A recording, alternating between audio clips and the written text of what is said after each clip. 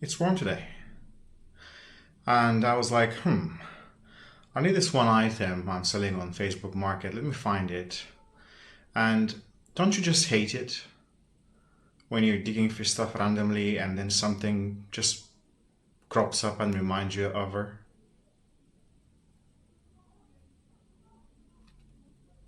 Yeah.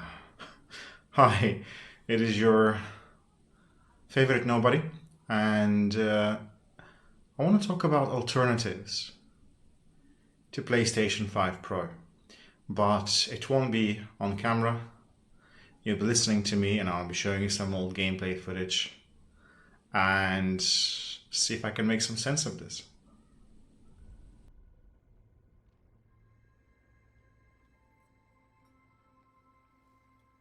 So then, before I proceed with my alternatives to PS5 Pro, I just want to share with you this idea of the differences between CapEx and OpEx, or capital expenditure and operational expenditure, which are notions. They are used in business.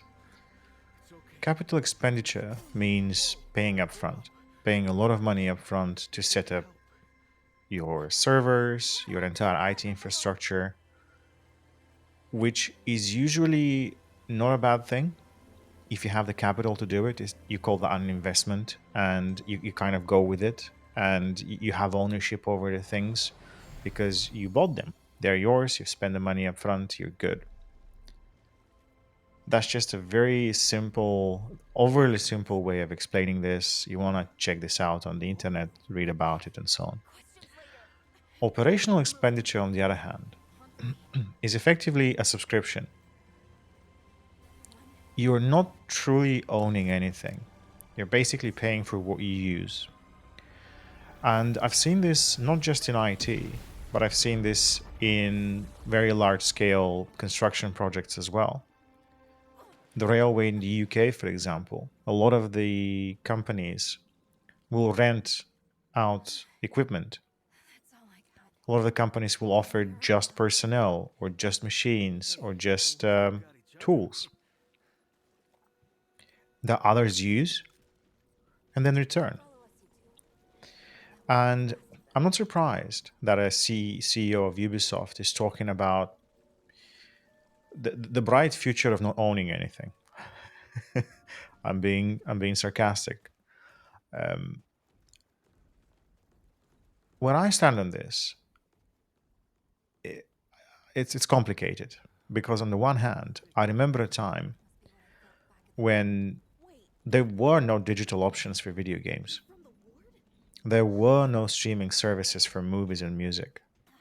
And we treasured every file. We cared about it. It was accumulating a bunch of movies or music just felt like you have your small hoard of things. The same way people hoard Legos, for example. But you see, unlike Legos, not Legos, Lego, some people insist on that. But unlike the plastic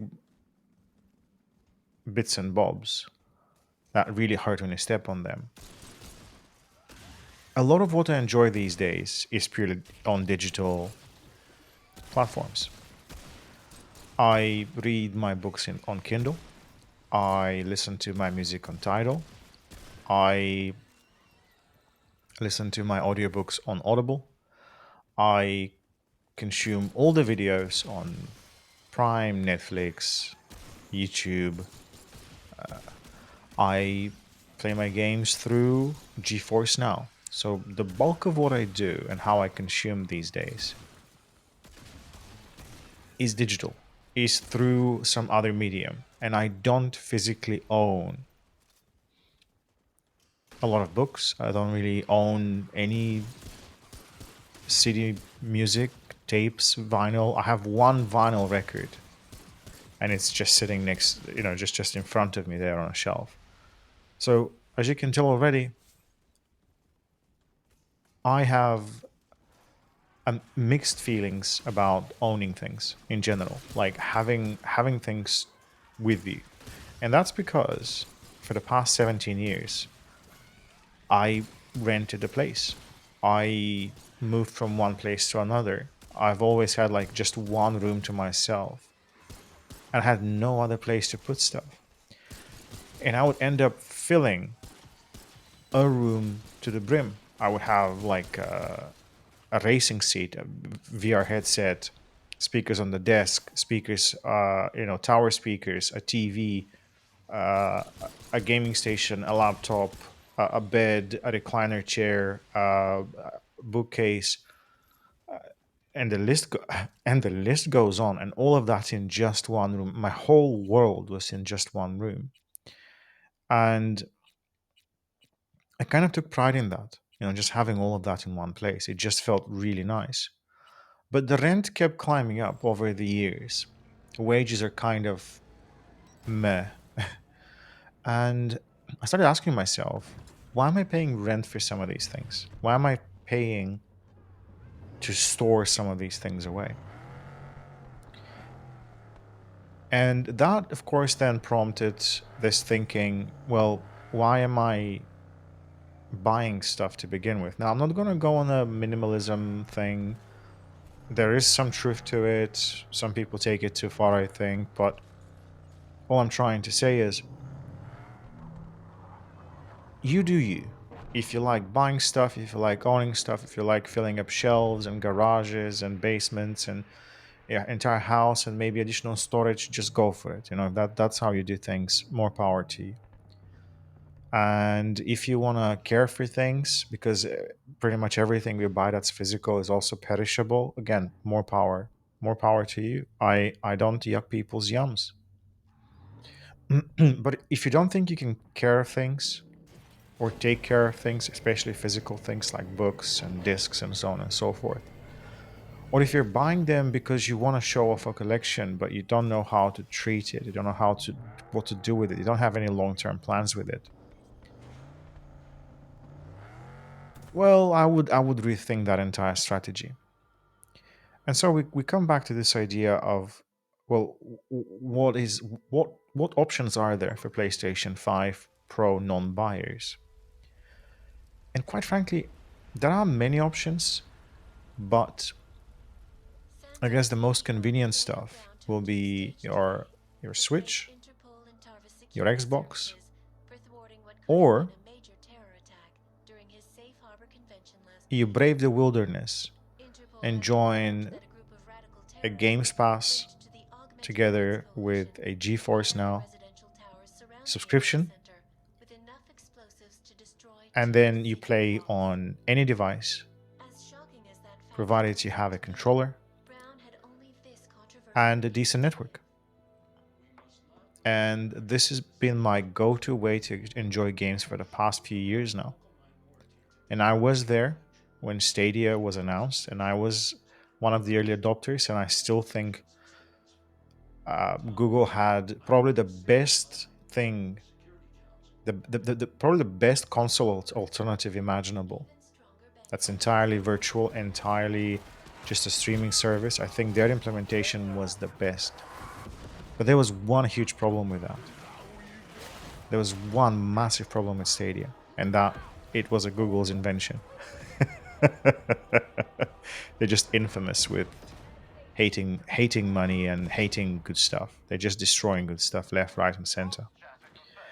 I've also tried Shadow in my time, and I've absolutely adored Shadow until they um, just completely fell apart with upgrades to 3080 video cards.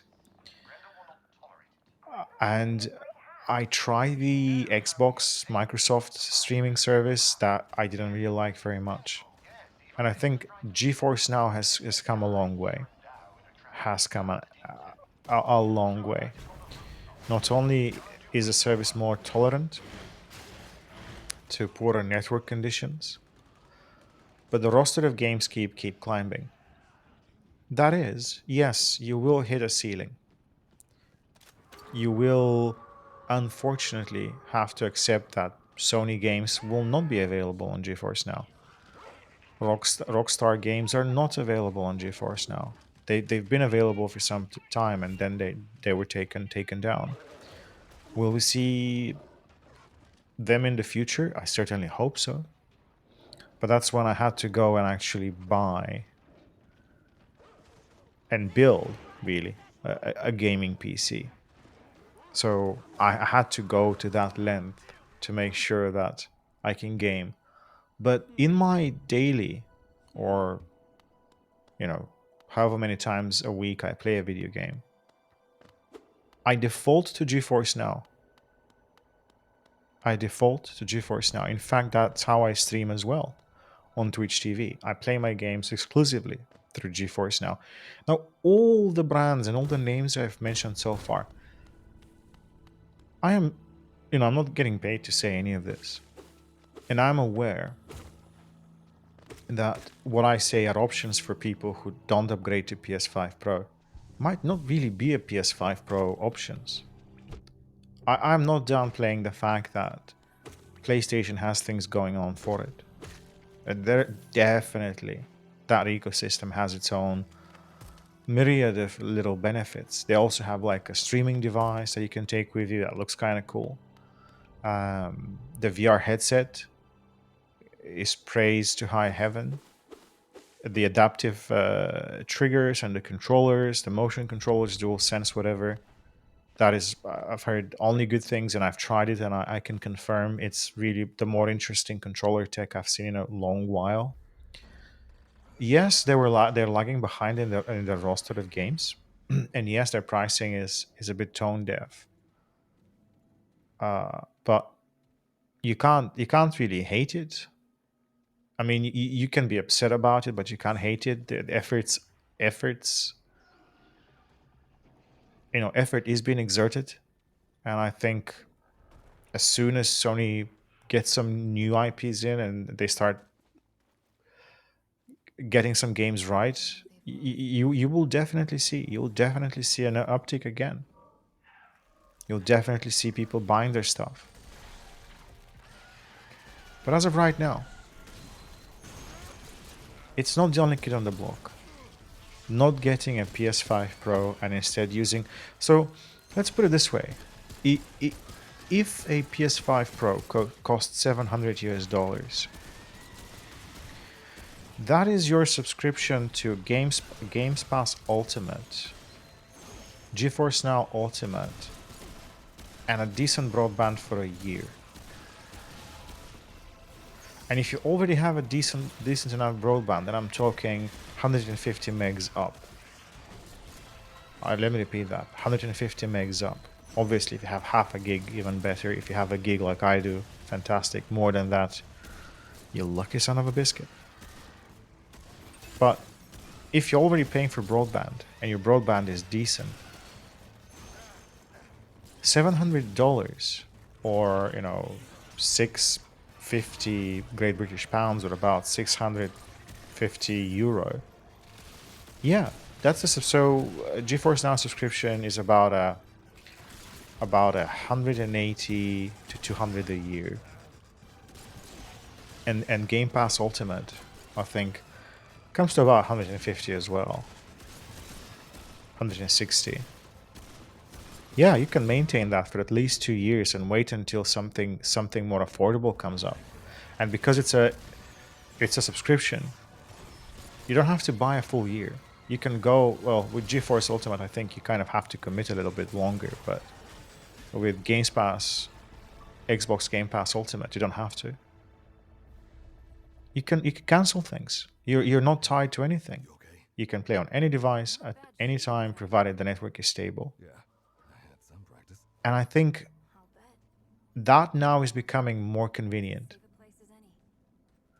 than worrying about the prices of an upgrade to a console that is going to get a new version sometime in the near future when Grand Theft Auto 6 is released. So yeah, chin up. Things aren't looking that bleak. It's just the times we live in. We've had worse.